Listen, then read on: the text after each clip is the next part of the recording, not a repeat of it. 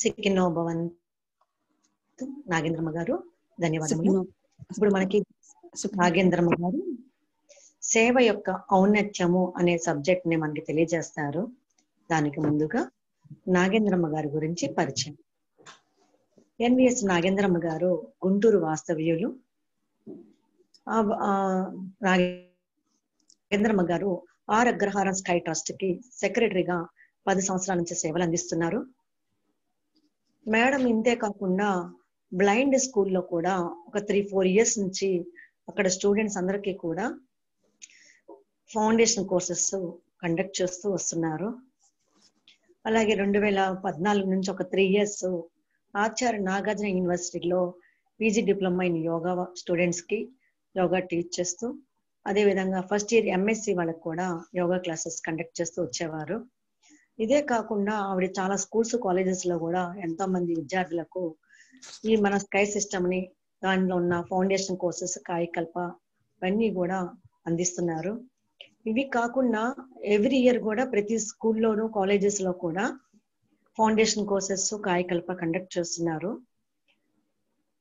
Acharya Nagarjuna sky trust అని ఉంది. ఆ ట్రస్ట్ లో కూడా ఎంఏ చేసే స్టూడెంట్స్ అందరికీ కూడా ఆవిడ కోచింగ్ తీసుకునేవారు. ఈ విధంగా స్కైకి విశేషమైన సేవలు చేస్తున్నారు నాగేంద్రమ్మ గారు. సెకండ్ భవంతండి. ఇప్పుడు నాగేంద్రమ్మ గారు మనకి సేవ యొక్క ఔన్నత్యం గురించి తెలియజేస్తారు. ఓవర్ టు నాగేంద్రమ్మ గారు. సుఖినో భవంతు. வாழ்க வையகம், வாழ்க வையகம், வாழ்க வளமுடன். గురువు வாழ்க, గురువే తుణై. నాకు మళ్ళీ మీ అందరితో కలుసుకొని ఈ మన స్వామీజీ ఫిలాసఫీలో సబ్జెక్ట్ మీకు అందించడానికి అవకాశం కల్పించినటువంటి మన Andhra Pradesh state sky development coordinator sir, గురువు గారు ఆచార్య అరుణ్ బాబు గారికి నా మనపూర్వక నమస్సుమాంజలి. అలాగే మన రీజనల్ కోఆర్డినేటర్ మేడం వనజామూర్తి గారికి, మరియు ఈ అవకాశం కల్పించినటువంటి ఐటీ డిపార్ట్మెంట్ వారికి, మన ప్రెసిడెంట్ గారికి, ఎస్కేఎంఎల్ సార్కి, ఇంకా ఈ క్లాస్లో పార్టిసిపేట్ చేసినటువంటి నా యోగ మిత్రులు, మిగతా మెంబర్స్ అందరికి కూడా నా హృదయపూర్వక నమస్కారాలు తెలియజేసుకుంటూ, ఈరోజు మహర్షి ఫిలాసఫీలో మనం నేర్చుకున్నటువంటి సేవ ఔన్నత్యము అనేటువంటి సబ్జెక్ట్ గురించి మనం మాట్లాడుకుందాం. సుఖినో భవంతు. సేవ అందరికీ తెలిసిన పదమే. మానవ సేవే మాధవ సేవ. దైవం మానుష రూపేణ అనే పదాలు మనం వింటూనే ఉంటాం. ఇప్పుడు ఈ ప్రపంచంలో అనేకమైన సేవా సంస్థలు ఉన్నాయి. ఆ సేవా సంస్థలన్నీ కూడా వారికి అనుగుణంగా సమాజానికి సేవలు అందిస్తున్నారు. మనం నేర్చుకున్నటువంటి ఈ సింప్లిఫైడ్ కుండలిని యోగా సిస్టంలో మన గురువు గారు వేదాద్రి మహర్షి వారు తాను స్థాపించినటువంటి సంస్థ పేరే బులగ సముదాయ సేవా సంఘము అని పేరు పెట్టారు. ప్రపంచంలో ఉండేటువంటి ప్రజలందరూ కూడా ఒకటే అనేటువంటి భావనతో అందరూ కలిసి ఐకమత్యంగా జీవించినప్పుడే ప్రపంచం అంతా కూడా శాంతితో వర్ధిల్లడానికి అవకాశం ఉంటుందనే భావనతో స్వామి అందరూ బాగుండాలని స్వామీజీ మనకి ఆ పేరులోనే విశదపరిచారు. వారు ప్రపంచవ్యాప్తంగా ఉన్నటువంటి అన్ని యోగా సిస్టమ్స్ ఇవన్నీ చక్కగా అవగాహన చేసుకొని తాను ప్రాక్టీస్ చేసి ఆ భగవత్ స్థితిని స్వయంగా అనుభూతి పొంది మనకు అందించినటువంటి ఈ సింప్లిఫైడ్ కుండలిని యోగా సిస్టమ్, సులభతర కుండలిని యోగము అత్యంత విలువైన సాధనా మార్గం. యోగ మార్గాల్లో ఎన్నో యోగాలు మనం వింటూనే ఉంటాం. భక్తి, జ్ఞాన, కర్మ రాజయోగం, ఇంకా అనేకమైన హఠయోగం అని యోగాలన్నింటిలో కూడా మహర్షి గారు మనకు అందించినటువంటి సులభతర కుండలిని యోగము అన్ని యోగాల సారాంశము చాలా సింప్లిఫై చేసి మనకి ఇచ్చారు. కాబట్టి భగవత్ స్థితిని గురించినటువంటి అవగాహన మనం కూడా పొందడానికి అవకాశంగా రూపుదిద్ది ఏర్పాటు చేశారు. వారు స్వయంగా అనుభూతి పొంది ఆ స్థితిలో ఉండి మనకు అందించిన జ్ఞానం కనుక మనకి ఒక వ్యక్తిగా మనం అంటే ఏంటో మనం అవగాహన చేసుకొని సమాజానికి మనం ఏ విధంగా ఉపయోగపడగలము అనేటువంటి అవగాహన మనలో పెంపొందడానికి ఈ సాధన బాగా సహకరిస్తుంది. వ్యక్తికి సమాజానికి అత్యంత అవినాభావ సంబంధం ఉంది. ఎందుకంటే సమాజమే మనమే సొసైటీ. సొసైటీ నుంచి ఏది లభించకపోయినా మన జీవనం సాగించలేము కనుక ఇద్దరికి మధ్య ఎప్పుడు కూడా మంచి సత్సంబంధమే నెలకొంటే అది ఎంతో ఉపయోగకరంగా ఉంటుంది. జీవితంలో మనకి ఉపయోగకరంగా ఉండేటువంటి సేవా మార్గం. ఈ సేవ గురించి చెప్పాలంటే మనము ఇతిహాసాలు, పురాణాలు, వేదాలు అన్నిట్లో చూస్తూనే ఉన్నాం. శ్రీమద్ రామాయణం తీసుకుంటే హనుమంతుల వారు సేవకి ఎంతో ఉన్నతమైనటువంటి వ్యక్తి.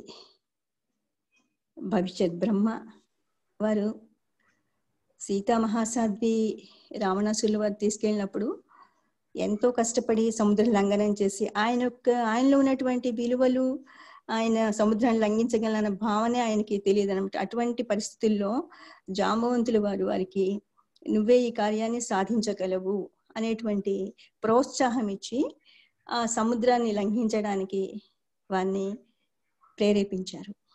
వారు ఎన్నో అవంతరాలు ఎదురైనాయి సముద్ర లంఘనంలో. అయినప్పటికీ రాముల వారికి ఇచ్చినటువంటి మాట ప్రకారం సీతామహాసాధ్విని దర్శించి మళ్ళీ అదంతా కూడా చాలా తక్కువ కాలంలోనే జరిగింది. దర్శించి వచ్చి రాముల వారికి సీతని చూచాను అనేటువంటి ఆ మాట చెప్పగానే ఎంతో ఊరట పొందుతారు రాముల వారు. అంతకు ముందంతా కూడా అరణ్యవాసంలో సీతను కోల్పోయిన తర్వాత రావణాసురుడు తీసుకెళ్ళిన తర్వాత చాలా బాధపడుతూ ఉన్నారు రాముల వారు. అలాంటిది అంత సంతోషాన్ని కలిగించినటువంటి హనుమంతుల వారితో వారు ఎంతో ప్రేమ, అభిమానం పంచుకున్నారు. అలాగే సమాజంలో తీసుకుంటే మనం ఎంతో కష్టాల్లో ఉన్నవారు, నిరుపేదలు, అనాథలు, వృద్ధులు, అంగవికలురు, బాగా కష్టపడి పనిచేసి వాళ్ళ ఆస్తులన్నీ పోయిన తర్వాత ఎవరిని అడగలేని స్థితిలో ఉన్నటువంటి కొంతమంది ఉంటారు, ఎంతో మంది ఉంటారు అన్నమాట. వీళ్ళందరికీ కూడా వారికి సకాలంలో ఏం అవసరమో మనం దాన్ని గుర్తెరిగి ఆ సహాయం అందించడానికి మనం ముందుకెళ్ళినట్లయితే మన వల్ల పొందిన సహాయం వలన వారు చాలా సంతోషపడతారు. ఇన్ టర్న్ మనం కూడా బాగుంటాం. ఇది సింపుల్ గా మనం డైలీ లైఫ్ లో చూసే విషయమే. కానీ భగవత్ స్థితిలో ఆ సహాయం చేస్తున్నప్పుడు కూడా మనం కొన్ని విమర్శలకి గురవుతూ ఉంటాం. వాటిని పట్టించుకోకుండా సేవ చేయాలంటారు స్వామీజీ. అలా చేయాలంటే మనల్ని గురించిన సంపూర్ణమైనటువంటి అవగాహన కావాలి. శారీరకంగా, మానసికంగా మనము మంచి శక్తివంతంగా ఉండాలి. విమర్శలను ఎదుర్కొనేటువంటి తత్వం మనలో డెవలప్ అవ్వాలి. ఈ ప్రపంచం అంతటా కూడా మానవ జాతి ఒకటే అనేటువంటి భావన ఉన్నప్పుడు ప్రపంచంలో ఆ దివ్య చైతన్యం, ఆ బ్రహ్మము సమస్తంలో కూడా పంచభూతాల రూపంలో సేవలు అందిస్తుంది. సూర్యచంద్రులు, నక్షత్రాలు, ఈ ప్రకృతి అంతా నిండి నిబిడీకృతమైనటువంటి చరాచర వృక్ష సంపద, నదీనదాలు సమస్తం కూడా భూమి, నీరు, అగ్ని, వాయువులు మన సొంతం కాదు కదండి. అది దైవం యొక్క మనకు అందించినటువంటి మన మనుగడకి కొనసాగడానికి ప్రసాదించినటువంటివే. మనకి ఎంతో ఉపయోగకరంగా ఉంటాయి. నిత్యం అవి లేకపోతే మన జీవనం సాగదు. కాబట్టి వాటిని గౌరవించి మన జీవనయానం సాగించాలి. ఈ పాంచభౌతిక శరీరం పంచభూతాల సమాహారం కాబట్టి ఆ పంచభూతాలతో మనము గౌరవంగా జీవిస్తూ ఆ పంచభూతాలనే మనము సృష్టిలో అంతా కూడా చూస్తున్నాం కాబట్టి ప్రతి మానవుడు కూడా వారి యొక్క ప్రతిరూపమైన భావనలో మనలో నిక్షిప్తమైనప్పుడు సేవ చేయడానికి వీలవుతుంది. ఈ సేవ చేయాలంటే మనకి కర్మఫల తత్వం గురించి బాగా తెలుసుకొని ఉండాలి. కర్మ సిద్ధాంతము మహర్షి మనకు అందించినటువంటి జ్ఞానంలో భగవత్ సామర్థ్యాలైనటువంటి తన్మార్పు, ఆ భగవస్థితే శుద్ధ బయలు, తనను తాను చుట్టూ అదిమి పెట్టబడేటువంటి ఒత్తిడి శక్తి వలన ఈ పరిణామ క్రమంలో మనిషిగా రూపుదిద్దుకున్నారు. విశ్వము కూడా భగవత్ తన్మార్పు, అలాగే మనిషి కూడా అదే తన్మార్పు భగవస్థితి. కాబట్టి ఆ లక్షణాలన్నీ మనం అన్ని కూడా పుణికిపుచ్చుకొనే ఉన్నాం. అవగాహన మనకు లేదు కాబట్టి మనం ఇనీషియల్ గా మన పుట్టుకలో ఉన్నటువంటి ముద్రల వల్ల, సంచిత కర్మలు, వీటి వల్ల ఎప్పుడు కూడా ఈ లౌకికంగా ప్రాపంచికంగా ఉన్నటువంటి వస్తు సముదాయం పట్ల, వీటి పట్ల అభిమానం ఏర్పరచుకొని మనల్ని మనము ఆ జ్ఞానాన్ని మరుగుపరుచుకొని ఉంటాం. మనలో అంతర్లీనంగా ఉన్నటువంటి ఆ దైవీ సంపదని మనము గ్రహించలేకుండా ఉంటాం. అది గ్రహించాలంటే మనకి యోగ మార్గంలో, ఆధ్యాత్మిక మార్గంలో సాధన ఉంటే కానీ అవగాహన మనకి రాదు. దానికి గాను మనకి మంచి గురువు లభించాలి. ఆ మార్గంలో మనకి లభించినటువంటి గురువే మన యోగిరాజ్, తత్వజ్ఞాని శ్రీ యోగిరాజ్ వేదాద్రి మహర్షి వారు. ఈ పరిణామ క్రమంలో ఉన్నటువంటి అన్నిటిని కూడా పంచభూతాలు, పంచ తన్మాత్రలు, ఈ చరాచర జీవకోటి ఎట్లా డెవలప్ అయింది మనకు అంత చక్కగా విశదీకరించి, ఏకకణిక జీవి దగ్గర నుంచి ఏక జ్ఞానేంద్రియం, అలాగే పంచ జ్ఞానేంద్రియాలు ఉన్నటువంటి క్రిమికీటకాదుల దగ్గర నుంచి జంతుజాలం వరకు ఉత్పన్నమైనటువంటి ఈ జీవక రాశులు, తర్వాత మానవుడుగా రూపుదిద్దుకున్నటువంటి మనలో 6th సెన్స్ మనసు అనేటువంటి 6వ జ్ఞానేంద్రియం ఉంది. దానివల్ల మంచి చెడు విశ్లేషణ చేసుకునేటువంటి అవగాహన మనకుంది. జ్ఞానాన్ని సముపార్జించే అవకాశం కూడా మనకుంది. కానీ దాన్ని ఏంటంటే మనము చిన్నప్పటి నుంచి కూడా అవగాహన మనం పెంపొందించుకుంటే ఆ తత్వాన్ని పూర్తిగా మనము తెలుసుకోగలిగినప్పుడు సమాజంలో అంతా కూడా బ్రహ్మంగానే భావన చేసుకోగలుగుతాం. లేకపోతే అవగాహన మనకి తొందరగా రాదు. ఎప్పుడు కూడా నేను నాది అనేటువంటి భావనలోనే ఉంటాం. నేను నాది అనేది కుటుంబ వ్యవస్థలో ఉన్నంతసేపు మనకి ఆధ్యాత్మికంగా ఎదుగుదల ఉండదు. ఆధ్యాత్మిక మార్గంలో మనం ప్రయాణం సాగించాలంటే అక్కడ నేను నాది అనేటువంటి భావన మనం పెంపొందించుకున్నట్లయితే భగవస్థితికి చేరడానికి అవకాశం ఏర్పడుతుంది. అంతేకాని మన కుటుంబ వ్యవస్థలో ఆ భావాన్ని మనం పక్కకు పెట్టేసి మనం సహాయ సహకారాలు అందించడానికి ముందుకు రావాలి. దీనికి గాను ముందుగా మనము వ్యక్తి అంటే సమాజంతో, ప్రకృతితో, ఒక మానవుడికి జీవితమే సమాజంతో, ప్రకృతితోటి అనుసంధానమైంది కనుక దీన్ని పూర్తిగా అవగాహన చేసుకోవాలి. తర్వాత వ్యక్తి కేవలము తను జన్మ తీసుకున్న తర్వాత తన కోసం, తన కుటుంబం కోసం, తన బంధువర్గం కోసం, దేశం కోసం, తర్వాత ప్రపంచం కోసం పాటుపడాలి. ఎందుకంటే చిన్నప్పటి నుంచి మనము ఈ విశ్వంలో ఒంటరిగానే వచ్చాం, ఒంటరిగానే వెళ్ళిపోతాం. ఇన్ బిట్వీన్ లైఫ్ టైంలో మనం ఏం చేస్తున్నాం అనేది మనకు అవగాహన చిన్నప్పుడు తెలియదు. తల్లిదండ్రులు మనల్ని ఒక 10-12 ఏళ్ళ వరకు పెంచి కావలసినవన్నీ అందిస్తూ ఒక స్టేజ్కి తీసుకొస్తారు.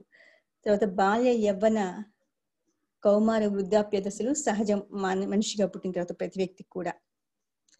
ఈ దశల్లో బాల్య దశలో ఎప్పుడు కూడా పెద్దవాళ్ళ సహాయ సహకారాలు లేని మనం పెరగలేము. కానీ మన పెరుగుదలకు కూడా సమాజం నుంచి ఎన్నో లభిస్తే గానీ మనకి పెరుగుదలకు ఉపయోగపడదు, పెరగలేము. ఈవెన్ మన మనుగడ సాగాలి అంటే చిన్నప్పటి నుంచి పెరిగి పెద్ద అవ్వాలంటే ఎన్నో పొందుతుంటాం. అలాగే యుక్త వయసు వచ్చిన తర్వాత మన పని మనం చేసుకుంటూ కొంత సంపాదిస్తాం. సంపాదించిన దాంట్లో కుటుంబం కోసం, కుటుంబంలో బాల్య వ్యవస్థలో ఉన్న వాళ్ళు ఉంటారు, పెద్దలు ఉంటారు, వారికి పని చేయడానికి అవకాశం ఉండదు, ఎక్కువ కష్టపడడానికి. అటువంటప్పుడు వాళ్ళని పోషించాలి, వేరిని పోషించాలి. కాబట్టి వారికి కావాల్సినటువంటి సహాయ సహకారం అందించాలి. అలాగే యుక్త వయసు తర్వాత ఇంకొంచెం మనం పెరిగి పెద్ద అయిన తర్వాత బాధ్యతలు ఎక్కువ అవుతూ ఉంటాయి నార్మల్గా. అటువంటి బాధ్యతలు ఎక్కువైనప్పుడు మనము విసుగుదల లేకుండా కుటుంబాన్ని చూసుకోవాలి. వీళ్ళందరూ మళ్ళీ పిల్లలు పెరిగి పెద్దవాళ్ళు అయ్యే వరకు, వాళ్ళని ఒక స్టేజ్లో వాళ్ళు సెటిల్ అయ్యే వరకు వాళ్ళని మనం చూసుకుంటూనే ఉండాలి. కాబట్టి అలా వాళ్ళని పెంచి పెద్ద చేసి వాళ్ళు స్థిరపడే చూసుకుంటూ వాళ్ళకి కావాల్సింది అందిస్తూ మనము ఎర్న్ చేసిన దాంట్లో సర్ప్లస్గా ఉన్నది సమాజానికి ఉపయోగపడుతుంది. ఎందుకంటే సమాజం నుంచి మన నిద్ర లేచినప్పటి నుంచి ఉపయోగించేటువంటి ప్రతి వస్తువు కూడా ఎంతో మంది తయారు చేస్తే కానీ మనకి దగ్గరికి రావట్లేదు. మనం తినేటువంటి చిన్న ముద్ద ఎంతమంది కష్టపడితే రైతులు కానీ పొలంలో పంట పండించి ధాన్యం తీసుకొచ్చి మళ్ళీ అది మిల్లింగ్ చేసి మనకి వంట చేసుకోవడానికి అవకాశంగా వాళ్ళు అందిస్తున్నారు అంటే ఎంతమంది సహాయ సహకారాలు ఉన్నాయో మనం గుర్తెరగాలి. కాబట్టి ఇంటర్న్ మనం కూడా మన రుణం సమాజానికి తీర్చుకున్నప్పుడే మన జీవనం సాఫల్యవంతంగా సాగుతుంది. ప్రతి విషయంలో కూడా మన జీవితంలో ఉన్నటువంటి ప్రతి పని సమాజంతోనే లింక్ అప్ అయి ఉంది. కాబట్టి సమాజ శ్రేయస్సు కోసం మనం మన కుటుంబ శ్రేయస్సు తర్వాత సమాజ శ్రేయస్సు కోసం పాటుపడాలి. సమాజ శ్రేయస్సును దృష్టిలో ఉంచుకున్నప్పుడే మన జీవితం కూడా బాగా జరుగుతుంది. ఎందుకంటే అట్లా మనం సేవ చేయాలంటే ఈ కార్యకారణ సిద్ధాంతంలో మనం ఏ పని చేసినా ఒక ఫలితం నిర్దిష్టంగా వస్తుంది. కాబట్టి ఆ చేసే పనిలో నైపుణ్యాన్ని ఉపయోగించుకొని చేయాలి. చేసే పని మంచి పని అయితే మంచి ఫలితం వస్తుంది, అది ఇబ్బందికరంగా ఉంటే ఇబ్బందిగా ఫలితం వస్తుందని చెప్పేసి మనకి తెలిసిన విషయమే. అది ఎప్పుడు మామూలుగా లౌకికంగా ఉన్నప్పుడు ఏవో పనులు చేస్తాము, ఫలితాలు వస్తుంటాయి, అది కాకపోతే మళ్ళీ చేయాలి, మళ్ళీ చేస్తాము, ఇట్లా చేస్తూనే ఉంటాం. కానీ ఆధ్యాత్మిక మార్గంలో మనకి ఎప్పుడైతే ప్రవేశం ఏర్పడి ఆ భగవత్ స్థితికి మనం అనుభూతి పొందుతామో మన మనస్సు మంచి చెడుని విశ్లేషణలో చాలా నైపుణ్యంగా పనిచేస్తుంది. కాబట్టి మనం చేసిన పనికి కూడా ప్రతిఫలం బాగుంటుంది. కనుక అలాంటి భావనతో కనుక మనము సేవ చేయడానికి ముందుకెళ్ళినట్లయితే మనము ఎవరికైతే సహాయ సహకారం అందిస్తున్నామో వారు చాలా బాగుంటారు.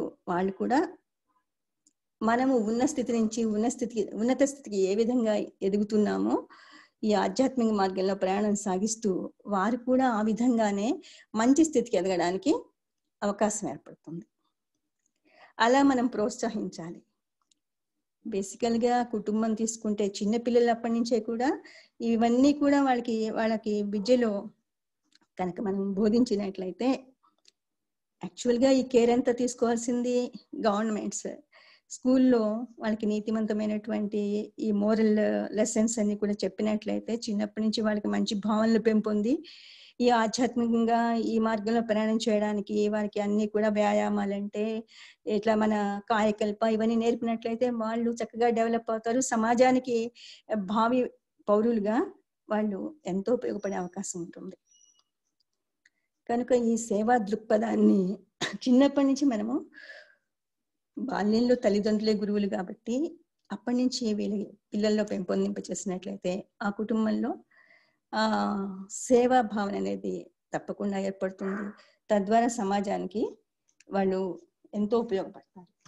ముఖ్యంగా ఇతరులు ఎవరైనా సరే బాధపడుతున్నప్పుడు వాళ్ళకి సహాయం అవసరమైనప్పుడు మన చేతనైనటువంటి సహాయం చేసేటువంటి మనస్తత్వమే సేవ. ఈ సేవ చేసేటప్పుడు మనం ప్రతిఫలం ఆశించకుండా మన మంచిని కోరుకోకుండా ఇతరులకు వాళ్ళకి అవసరమైనటువంటి సేవ మనం అందించినట్లయితే అవసరమైనటువంటి సేవ అంటే ఎన్నో ఉంటాయి. వాళ్ళకి కావాల్సిన వస్తువు సముదాయం కావచ్చు, లేదా వాళ్ళకి ఏదైనా ఫిజికల్గా కానీ మానసికంగా ఇబ్బందులు ఉంటే వాటికి సహాయపడి మనం సహాయం చేయడం కావచ్చు. వాళ్ళకి ఏవే విధమైనటువంటి కొరతలు ఉన్నాయో ఆ కొరతలను తీర్చడానికి మనము ముందుకెళ్ళినట్లయితే అలా ఏమి కూడా మనం ఆశించకుండా ఇది భగవత్ సేవ అనేటువంటి భావన చేసినట్లయితే చాలా మనము కూడా ఔన్నత్యాన్ని పొందడానికి అవకాశం ఏర్పడుతుంది. మన సాధనా మార్గంలో మనం అవగాహన చేసుకున్నాం బట్టి మహర్షి మనకి ఇచ్చినటువంటి జ్ఞానంతో ఈ ఫిజికల్ ఎక్సర్సైజ్ చేయడం కానీ, కాయకల్ప యోగా చేయడం కానీ, మనోవిశ్లేషణ చేయడం కానీ, ఇవన్నీ ప్రాక్టీస్ చేస్తున్నాం. ధ్యానం చేయడం కానీ, చేయడం వల్ల ఏంటంటే మనము అనుభూతి పొంది కొంత అనుభవం మనకు కలిగింది. దాని వలన ఇతరులకు కూడా మనం చాలా అలా ఉపయోగపడే మహర్షి మనకి ఈ విధంగా మనకి తెలియపరచకపోతే మనం అందరం కూడా ఈ రోజు ఇట్లా ఉండేవాళ్ళం కాదు కదా. కనుక మహర్షి వారు చాలా వారి బాల్యం నుంచి ఎన్నో కష్టాలకు వచ్చి నిరుపేద కుటుంబంలో జన్మించి ఒక స్థాయికి ఎదిగి మళ్ళీ అన్ని కూడా ఆ వీవింగ్ లో చక్కగా సెటిల్ అయిపోయి బట్టలు నేయడము, ఎంతో మందిని తన దగ్గర పనికి నియమించుకొని వారందరిని కూడా భాగస్వాములుగా చేసుకొని ఆ పనులు చేస్తూ వచ్చిన లాభాలను అందరికి కూడా సమంగా పంచేవారు.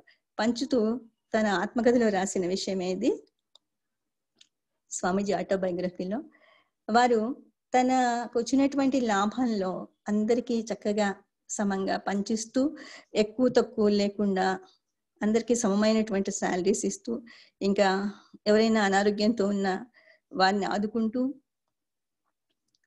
ఎందుకంటే తల్లిదండ్రులు మొదటి నుంచి ఆ సేవాభావంతో ఉన్నవారు కనుక వారికి ఆల్రెడీ అవి వచ్చేస్తున్నాయి.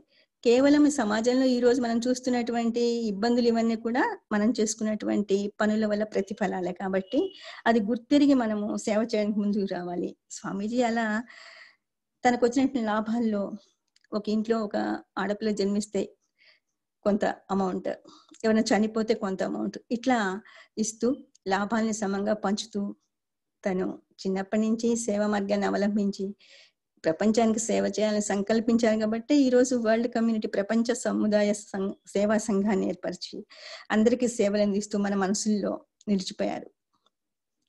అటువంటి మహానుభావుడు మనకు అందించినటువంటి జ్ఞానం, ఈ సేవా తత్పరత మనలో నిరంతరం పెంపొందింప చేసుకోవాలంటే ఈ సాధనలు బాగా మనము ప్రాక్టీస్ చేయాలి. సాధనమున పనులు సమకూరు ధరలోన. ప్రాక్టీస్ మేక్స్ మ్యాన్ పర్ఫెక్ట్, అందరికీ తెలిసిన విషయమే.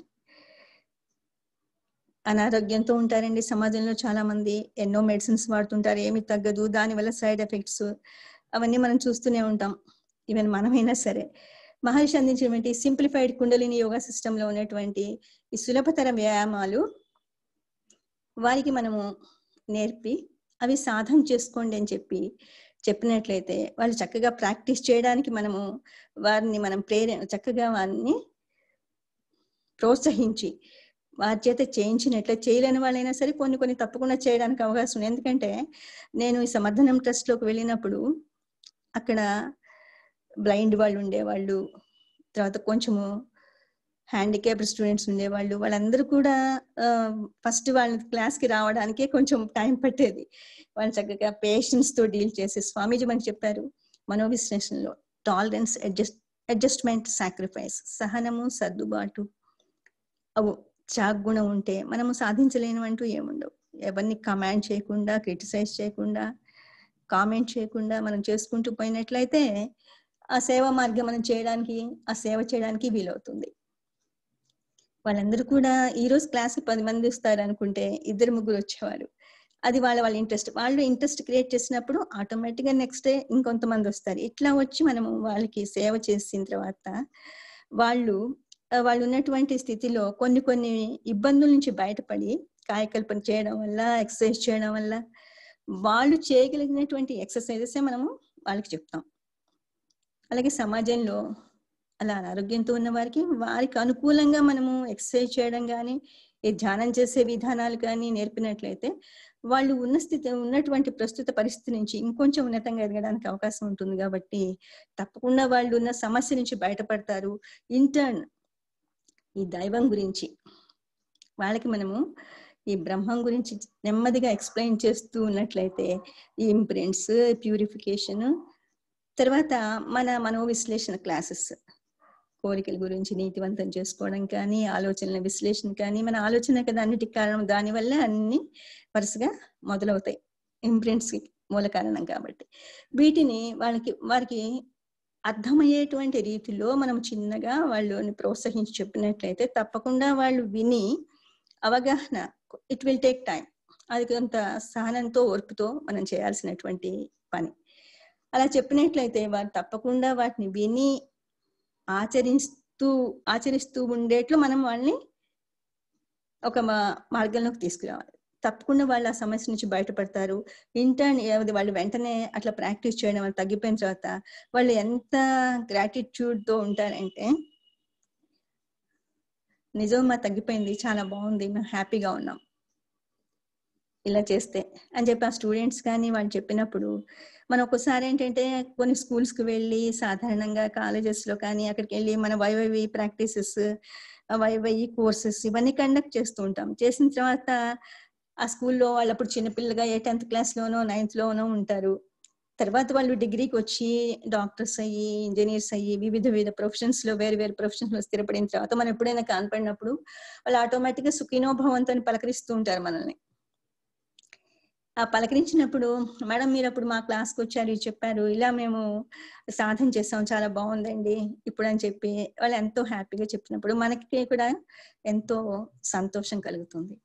ఈ ప్రపంచంలో అన్నిటికంటే కావాల్సింది మనిషికి ఏమీ తెలియనప్పుడు, లౌకికంగా మనం ఇక దీంట్లోనే నిమగ్నమయ్యి కుటుంబ వ్యవస్థలో జీవిస్తున్నప్పుడు మనలో ఉన్నటువంటి ఇంప్రింట్స్ మనకి ఆధ్యాత్మిక మార్గంగా అడుగు పెట్టి సాధన లేకపోతే ప్యూరిఫికేషన్ ఉండదు. కనుక వాటిని మనము సరిదిద్దుకోవాలి. స్వామీజీనటువంటి ప్రక్రియల వల్ల వాటిని పశ్చాత్తాపంతో కరిగించి వేయడం ద్వారా, సూపర్ ఇంపోజిషన్ ద్వారా క్లియర్ చేసుకుంటే ధ్యాన మార్గంలో అప్పుడే మనము ఈ సాధన చేయడం వల్ల వాళ్ళకి సహాయం చేయడానికి కూడా వీలవుతుంది. లేకపోతే ఒకవేళ సహాయం చేసామనుకోండి, వాళ్ళు ఏమంటారంటే మనము ఇగోయిజం కూడా అక్కడ, నేను ఇట్లా చేశానండి అట్లా చేశానని చెప్పేసి మనము ఇట్లా చెప్పేస్తాం. చెప్పినప్పుడు దానివల్ల ఉపయోగం ఏమి ఉండదు. మనం చేసిన సేవ గురించి ఇది మనము భగవత్ సేవగా చేశాము అంతే అని భావన మనలో పెంపొందుతున్నప్పుడు మన సాధన పెరుగుతుంది. ఇంటర్న్ వారికి కూడా చాలా ఉపయోగపడుతుంది. వాళ్ళు కూడా మంచి మార్గంలో రావడానికి అవకాశం ఏర్పడుతుంది. వాళ్ళలో ఉన్నటువంటి సద్భావన, సంతోషం చూస్తే మనకి చాలా ఆనందం ఏర్పడుతుంది. ఆ స్థితి మనం పొందాలంటే స్వామీజీ మనకు అందించినటువంటి ఫిలాసఫీని మనం రెగ్యులర్ గా ప్రాక్టీస్ చేస్తూ, ఈ సేవ కనుక అవసరమైన చోట ఎక్కడ ఏది అవసరమో, ప్రకృతిలో ఇప్పుడు అన్ని కూడా వనరులన్నీ పాడు చేస్తున్నారు. ఈ ప్రపంచంలో అన్ని హద్దులు, ప్రపంచం అంతా ఒకటే అయినప్పుడు ప్రపంచంలో ఉన్న జలం అంతా ఒకటే, ఆకాశం అంతా ఒకటే, భూమి అంతా ఒకటే, అలాగే అందరూ పీల్చేటువంటి వాయువు ఒకటే, అగ్ని అంతా ఒకటే, ఈ పంచభూతాలన్నీ ఒకటే అయినప్పుడు మన మధ్య ఏర్పడుకున్నటువంటి హద్దులన్నీ కూడా కేవలం మనిషి అజ్ఞానం వలన ఏర్పరచుకున్నటువంటి ఇవన్నీ కూడా తొలగిపోతే సమాజ శ్రేయస్సు ఎప్పుడూ శ్రేయవంతంగా ఉంటుంది. సొసైటీ మొత్తం కూడా ఆ భావాన్నే మనం నిరంతరం కూడా మనలో పెంపొందించుకొని ఈ సాధన చేయడానికి మనం ముందుకు రావాలి. వచ్చినట్లయితే చేయాలి అంటే భగవత్ స్థితితో లయమైనప్పుడే మనకి ఆ భావనలు కలుగుతాయి. ప్రేమ కరుణ వెలివిరిస్తాయి. స్వామీజీ అదే చెప్తారు. స్వామీజీ కూడా ఆ భగవత్ స్థితితో లయమయ్యి ఆ స్థితిలో ఉండి మనకి బోధించారు కాబట్టి ఈ రోజు ఈ జ్ఞానాన్ని వారి బ్లెస్సింగ్స్ వల్ల, వారి నుంచి మనం వారి దగ్గర నుంచి సీనియర్స్ అయినటువంటి గురువులు మనకు నేర్పినటువంటి జ్ఞానం వల్ల మనలో మనం కొంత నిక్షిప్తం చేసుకొని ఇవాళ ఈ రకంగా నలుగురికి కూడా పంచడానికి మనం ముందుకు వస్తున్నామంటే అది గురువు గారు మనకి ఇచ్చినటువంటి జ్ఞాన భిక్ష. దీంట్లో సహకరించినటువంటి గురువులందరినీ మనము తల వంచి నమస్కరించాలి. అందరికీ ఈ ప్రపంచంలో ఉన్నటువంటి మాస్టర్స్ అందరు కూడా స్వామీజీ సేవలో ఈ విధంగా సేవ చేస్తున్నారు కాబట్టి మనందరం కూడా ప్రపంచంలో ఎక్కడెక్కడ ఏది అవసరమో మనకి మన పరిధిలో, మన వయసు రీత్యా, మన అధికారం రీత్యా, మన శక్తి సామర్థ్యాలు, మన శారీరక మానసిక పరిస్థితుల రీత్యా మనం చేయగలిగిన సేవ చేయడానికి మనం ముందు ఉండాలి. అందరూ కూడా శాంతి కాముకతోటి శాంతి దూతలుగా ఈ సేవ చేయడానికి ముందుకు వెళ్ళినప్పుడు సమాజం అంతా కూడా శ్రేయస్తో ఉంటుంది. తద్వారా మనం శ్రేయస్తో నిండిపోతాం. ఏ పరిస్థితులైనా సరే మనం సంతోషంగా ఉండడానికి అవకాశం ఏర్పడుతుంది. దేని గురించి శారీరకంగా మానసికంగా కూడా శక్తివంతంగా ఉంటాం. మనం ముందు శారీరకంగా మానసికంగా శక్తివంతంగా ఉన్నప్పుడే సమాజానికి సేవ చేయడానికి వీలవుతుంది. కాబట్టి మనము ఈ సాధనని బాగా ప్రాక్టీస్ చేస్తూ, ఎప్పుడు సార్ చెప్తూ ఉంటారు, అనుభవం సార్, మీరు ప్రాక్టీస్ చేయడం కాదు, చేసి ఉపయోగించుకోండి, తప్పకుండా సేవ చేయాలి, తప్పకుండా సేవ చేయాలి అని ఎన్నోసార్లు చెప్తుంటారు. కాబట్టి మనమందరం కూడా సేవ గురించినటువంటి భావన అందరికీ తెలిసింది, ఇది అంతగా చెప్పాల్సిన విషయం ఏం కాదు. ఆ సేవ యొక్క గొప్పతనాన్ని మనం తెలుసుకొని ఆ సేవ యొక్క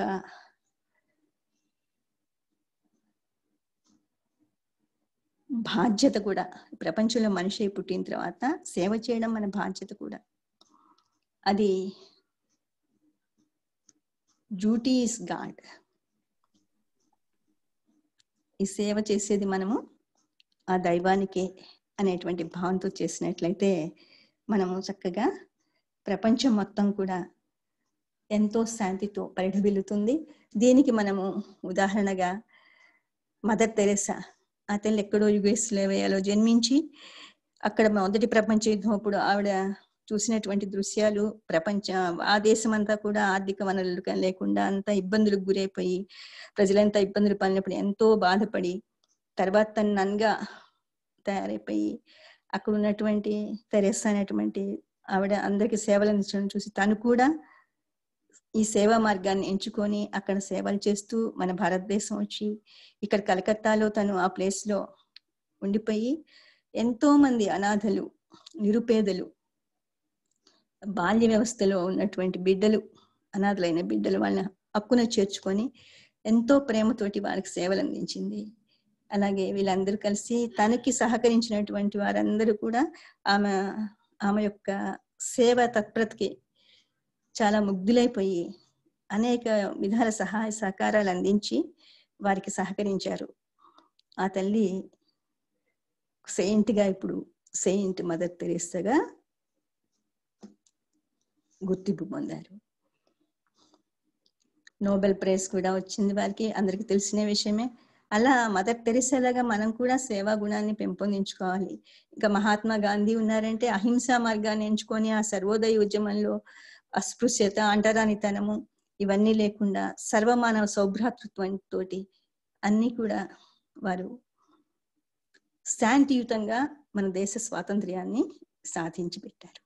ఇలాంటి మహానుభావులు మన దేశంలో చాలా మంది ఉన్నారు. దేశ యొక్క స్వతంత్రం కోసం పాటుపడిన వారు సుభాష్ చంద్రబోస్ లాంటి వాళ్ళు, అల్లూరి సీతారామరాజు, ఇంకా ఎందరో మహానుభావులు, వారందరికీ వందనములు అన్నట్టుగా వారికి అనుకూలంగా వారి కోసం కాకుండా సమాజం కోసము, దేశం కోసం పాటుపడినటువంటి వ్యక్తులు ఎంతో మంది ఉన్నారు. కాబట్టి మనం అందరం కూడా మహర్షి గారు మనకు అందించినటువంటి జ్ఞానాన్ని చక్కగా మనం పుణికిపుచ్చుకొని మనం సాధన చేస్తూ ఆ కాయకల్ప యోగ ద్వారా మన ప్రాణశక్తిని ఉద్దీపన చేసుకుంటూ శరీరంలో ఎక్సర్సైజ్ వల్ల శారీరకంగా, మానసికంగా ఆరోగ్యవంతంగా ఉంచుకుంటూ అన్ని ప్రశ్నలను కూడా సమతుల్యంగా ఉండేట్టు చూసుకుంటూ రెగ్యులర్ గా ధ్యాన సాధన చేసుకుంటూ మనస్సుని, మనోవేగం తగ్గించుకొని భగవద్స్థితికి అనుసంధానించుకుంటూ సమాజ శ్రేయస్సు కోసం పాటుపడడానికి ముందుకొచ్చినట్లయితే మనము మన జీవన లక్ష్యాన్ని చేయడానికి మనలో ఇంప్రింట్స్ కూడా మనశ్శుద్ధి, శారీరక శుద్ధి కూడా జరుగుతుంది. తద్వారా ఇంప్రింట్స్ ప్యూరిఫై అవుతాయి. సమాజానికి ఎంతో ఉపయుక్తంగా ఉంటాం. ఈ సమాజానికి కావాల్సింది మంచి శక్తివంతమైనటువంటి, ఆరోగ్యవంతమైనటువంటి, జ్ఞానం కలిగినటువంటి వ్యక్తులు. అటువంటి మేధావులు చాలా మంది ఉన్నారు. మనకు వృద్ధాప్యంలో మనకి శరీరం సహకరించి మనం సేవ చేయలేకపోయినప్పటికీ కూడా మేధావులందరూ కూడా ప్రపంచ సంక్షేమం కోసము ఒక చోట చేరి చక్కగా ప్రపంచ శాంతి కోసం, ప్రపంచంలో ఉన్నటువంటి ప్రజలందరూ కూడా అన్ని అవాంతరాల నుంచి బయటపడి సుఖంగా, సంతోషంగా జీవించాలని చెప్పేసి నిరంతరము బ్లెస్ చేయడానికి ముందుకొచ్చినట్లయితే ఈ ప్రపంచమే ఒక నందనవనంలాగా పరిడవిల్లుతుంది. దానికే స్వామీజీ అంటారు, స్వామీజీ ప్రేమ కరుణలతో అఖండ స్థితిలో ఉన్న నా మనసుని విస్తరించి వ్యాపింపచేసి నీతో లయం చేసుకొని ఉన్న కర్మలన్నీ కరిగించడం ఎరిగి తిని నేనెరిగిన నేను లోకానికి సేవ చేస్తూ ఉంటాను అని చెప్పేసి ఒక పోయంలో స్వామీజీ వారు రాశారు. అలాగే ఈ ప్రస్తుత ప్రపంచ పోకడంతా కూడా మార్చవచ్చని అంటారు స్వామీజీ. ఇలాంటి శాంతి కముతో కూడుకున్నటువంటి వ్యక్తులు గనక సమాజంలో ఉన్నట్లయితే. ఒక పద్యంలో జ్ఞాన కళాంజయంలో స్వామీజీ అంటుంటారు, లోతుగా ఆలోచించ ప్రస్తుత ప్రపంచపు కూడా సరిదిద్దడానికి సేవాదళం విరివిగా కావాలి. సేవ చేసేవారు ధనవంతులు వారి సంపదలో ఒక వంతు విరాళం ఇచ్చి ప్రపంచ సహకార సంఘం ద్వారా ఆధ్యాత్మిక విద్య నేర్పించడానికి, సేవ చేసే పలువురికి సహకరించడానికి, ముందు తరాల వారికి చక్కగా జీవించడానికి, చక్కటి ఆర్థిక ప్రకృతి వనరులు అభివృద్ధి చేయడానికి బాటలు ఏర్పరచాలి అంటూ స్వామీజీ కవితలో చెప్తారు. ఈ విధంగా సేవ యొక్క ఔన్నత్యాన్ని మనం వర్ణించాలంటే ఎన్నెన్నో సేవలు, ఎవరికి అనుకూలంగా వాళ్ళు సేవలు చేసేవాళ్ళే. ఆ సేవ వల్ల మనం ప్రతిఫలం ఆశంగా నిష్కామ్యంగా చేసినట్లయితే తప్పకుండా మనము మంచి స్థితిలో ఉంటాము. మానసికంగా మనకు కావాల్సింది శారీరక మానసిక ఆనందం. అటువంటి భావన మనలో పెంపొందింపు చేసుకున్నప్పుడు మనం చేసే సేవ కూడా సత్ఫలితాలను ఇస్తుంది, వారికి మనకి ఉపయోగపడుతుంది, మన జీవన లక్ష్యాన్ని చేరడానికి ఎంతో ఉపయోగపడుతుంది. కనుక మనం అందరం కూడా స్వామీజీ ఫిలాసఫీలో మనం నేర్చుకున్న జ్ఞానాన్ని సమాజ సేవ కోసం అని చెప్పేసి మనం ఉపయోగిస్తూ పాటుపడడానికి మన వంతు సహాయ సహకారాలు అందించాలని చెప్పేసి మనం కోరుకుంటూ, అలాగే మన స్వామీజీ మనకి దైవ నమస్కారం అనేటువంటి పాటలోనే విశదపరిచారు. ఆది అనేది పరము ఉద్ధృతి పొంది అణువనేది ప్రాణమై అణువులు కూడి మోదుకొని కలుసుకొని నడిచే స్థితికి అనుగుణంగా మూలకముల అనేకములై అవి కలిసి మెలసి అండకోటులై మరియు పుట్టుక గిట్టుకల మధ్య అనుభూతిగా మారి నీతి మార్గం ఎరిగి మనిషిగా బ్రతికే స్థితి నెరిగి సేవ చేస్తూ ఆనందిద్దాం అని చెప్పేసి సేవ గురించిన గొప్పతనాన్ని మనకి విశదపరిచారు. అలాగే స్వామీజీ మనకిచ్చినటువంటి ప్రతి మాట కూడా ఎంతో విలువైనది. సబ్జెక్ట్స్ అన్ని కూడా ఏది తీసుకున్నా సరే, బ్రహ్మం గురించి కానీ ఏదైనా సరే, ఇవన్నీ కూడా మనకి వారు స్వయంగా అనుభూతి పొందించారు కాబట్టి మన మనసులో నిక్షిప్తమై ఉంటాయి ఎప్పుడు. ఈ విధంగా మనం సమాజంలో ఎక్కడెక్కడ సేవ అవసరమవుతుందో, ఎవరికి అవసరమవుతుందో గుర్తెరిగి మనం బాధ్యతాయుతంగా చేసినట్లయితే ప్రతిఫలం అపేక్షించకుండా ఆ సేవే మనల్ని ఉన్నత స్థితికి తీసుకెళ్తుంది, మన జ్ఞానాన్ని పెంపొందింపు చేసుకోవడానికి అవకాశం కూడా ఏర్పడుతుంది, జీవన లక్ష్యం చేరడానికి అత్యంత గొప్ప మార్గం. అదే భగవత్ సేవని గురించి కూడా మనము ఎన్నో స్తోత్రాలు, ఎన్నో ఇవి చూస్తూ ఉంటాం. అతనికి కూడా సుఖినో భవంతు సార్, సుఖినో భవంతు. చాలా రిపిటేషన్ తో వచ్చి ఉండొచ్చు భగవత్ సేవ గురించి చెప్పడంలో.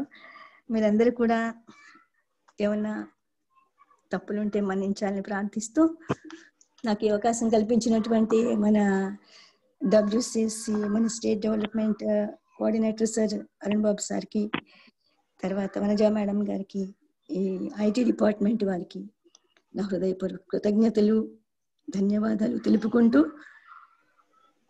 మీ అందరికీ శుభం కలగాలని మనస్ఫూర్తిగా కోరుకుంటూ మనందరం కలిసిమెలిసి సేవ చేయాలని ఆశిస్తూ సుఖినో భవంతు. లోకా సమస్త